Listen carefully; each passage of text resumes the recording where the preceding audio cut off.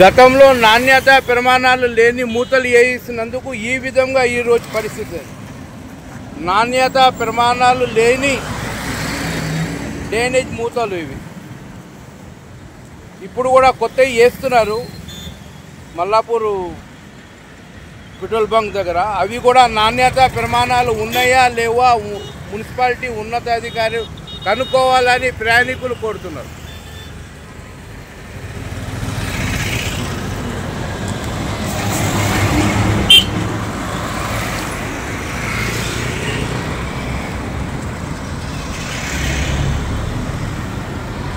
అంటే Mallapur elephant circle, ఇది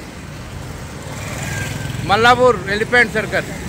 Mallapur elephant circle నుండి నాచారం పోయే మార్గం ఇది. నాణ్యత ప్రమాణాలు లేని గతంలో మూతలు ఇవి. మెయిన్ హాల్ మీద ఉన్న నాణ్యత ప్రమాణం లేని మూతలు ఇవి.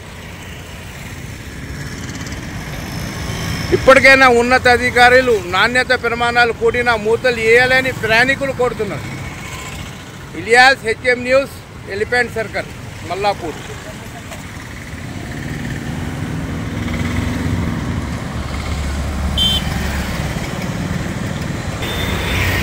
అంటే నాణ్యత ప్రమాణాలు లేవు ఈ మూతలకి, చూస్తున్నారు కదా.